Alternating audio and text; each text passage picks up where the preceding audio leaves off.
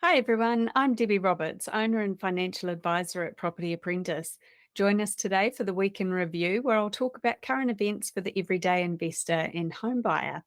Our topics for this week: first up, from landlords.co.nz on the 31st of January, one change could help renters' cost of living crisis.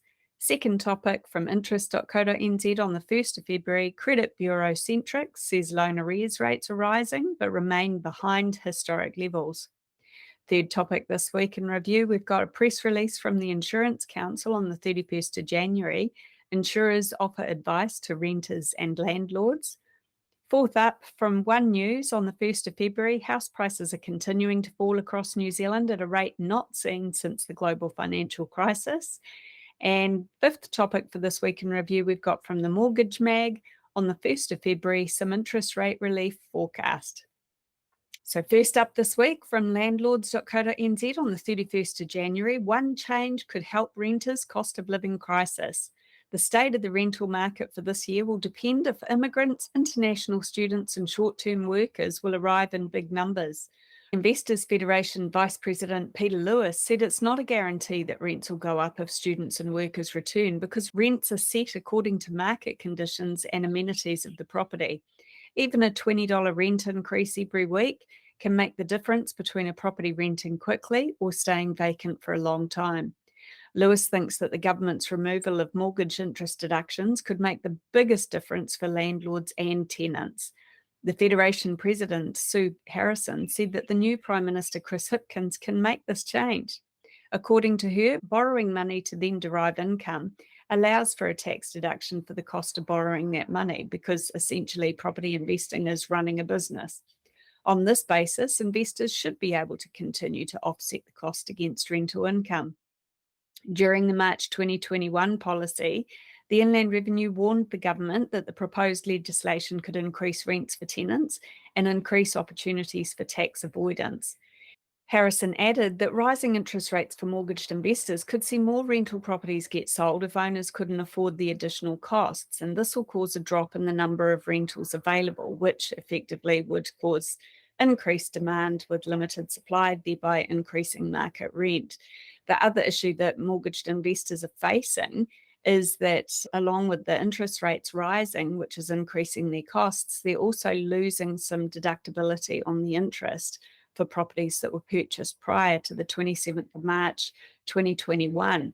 So this is putting extra pressure on existing landlords, which will therefore be passed on to the tenants whenever possible. Ultimately, it'll be the tenants that are already struggling with the rising cost of living who are going to bear the brunt. Another issue for landlords, according to Lewis, is the lack of suitable applicants. Credit checks will reveal areas where people have got into trouble, such as unpaid bills and late payments.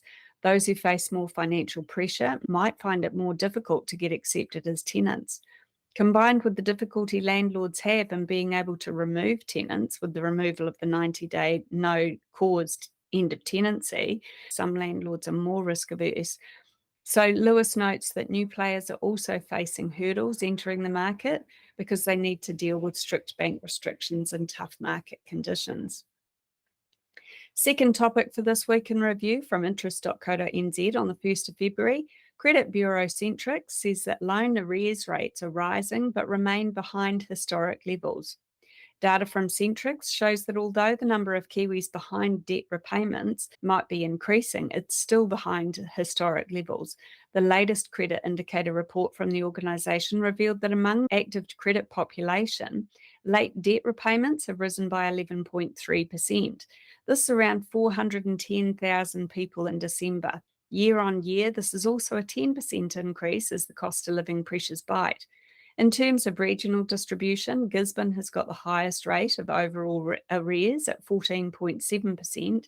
Northland has the highest proportion of mortgage owners not meeting payment deadlines at 2.4%. Centrix noticed a rise in car loan arrears, which is a sign that financial strain's increasing, as these are usually one of the last credit repayments people let slip, because obviously it's a lot faster to get a car repossessed than it is to repossess a house. There is an increase in vehicle arrears in December by 5.3%. This has been the largest jump since June 2020. In terms of home loan missed repayments, there's been a rise of 1.17% in December, and this is the largest increase since April 2021. There are 17,200 mortgage accounts that are past due at the moment. If you'd like to learn more about investing in property, join me at one of our free events, How to Succeed with Property Investing in 2023. And we have those available either live online or in person in our office in Ellerslie in Auckland. Check out propertyapprentice.co.nz for upcoming dates and register today. We don't sell property, so it's all about increasing your knowledge to reduce your risk.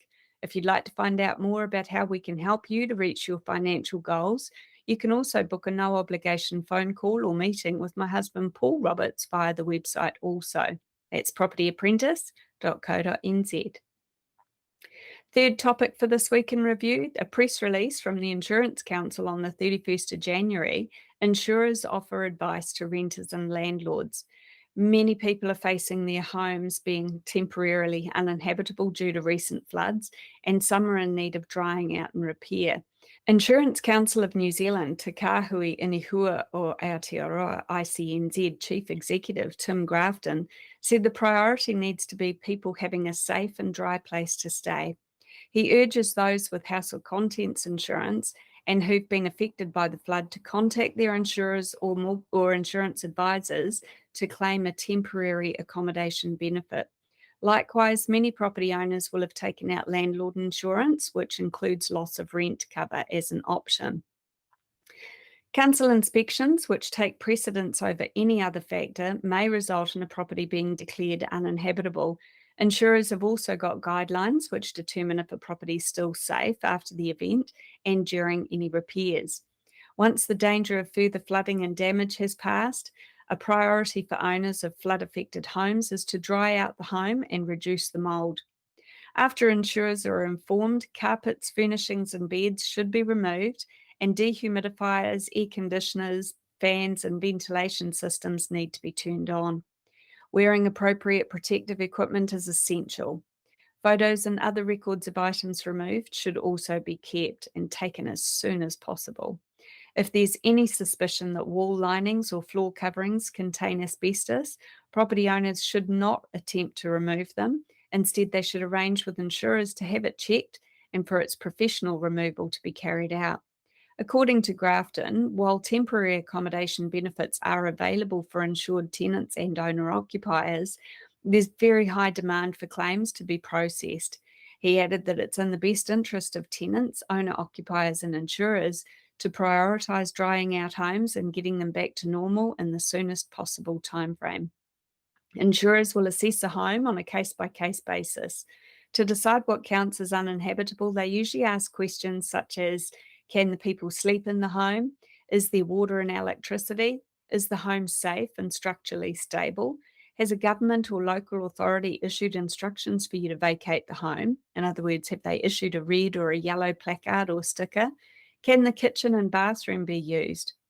Insurance flood and storm recovery advice is, first up, contact your insurer as soon as you can. The backlogs for insurance claims at this moment is horrific. So the sooner you get in the queue, the sooner you'll be able to get help.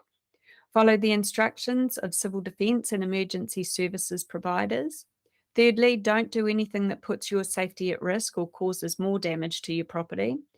Fourth, take photos of damaged property to help speed up the assessment and process claims. Number 5, don't drive your vehicle if it's suffered water damage. Number 6, if water has entered your property, do not turn on your electricity until it's been inspected by an electrician. And last but not least in this list of 7, get essential services such as water, gas, and electricity repaired and keep copies of all of your invoices. Fourth topic for this week in review from One News on the 1st of February, house prices are continuing to fall across New Zealand at a rate not seen since the global financial crisis. CoreLogic's latest house price index showed that a 0.3% drop in house prices occurred in January. This is the 10th consecutive month of decline in house prices. CoreLogic New Zealand's chief property economist, Calvin Davidson, said that the continuous fall in house prices isn't a surprise, given the economic outlook for the year. The spring optimism in the housing market has been offset by the Reserve Bank's warning of a looming recession this year. Davidson believes that buyers with a comfortable borrowing position still hold the power when it comes to price, and this has driven values down in January. The largest fall in prices across the year was in Wellington, with an 18.1% fall. The average value of a house in Wellington was $928,349. In Auckland, the average house price was still over $1 million, but it has seen price falls over the last year, down 8.2% in January. In Christchurch, prices have remained relatively steady in 2022. It was only down 1% to $743,659. Davidson notes that the decline in prices has slowed in recent months, but a fall of as much as 20% is not out of the question, with a floor on nationwide price drops not expected till later this year. And this is one of those moments in time where we wish we had a crystal ball that actually works. The property market can turn very quickly. And I think, in my opinion, is that this market that we're in right now has got some significant windows of opportunity for purchases. So if you're in the market to buy property, as long as you understand what property fits your financial position, and if you can get lending to purchase, now is a really good time to get out there and negotiate for a good buy. Last topic for this week in review from the Mortgage Mag on the 1st of February, some interest rate relief forecast. BNZ economist Stephen Topless believes that the OCR will peak at 5%, which is down from an earlier forecast of 5.5%. Other banks agree with the BNZ team that employment figures will ease pressure on interest rates. The bank economist statements come after a labour figure from Stats New Zealand was released on Wednesday. Unemployment in the December quarter reached 3.4%, which is up from 3.3% in the preceding quarter.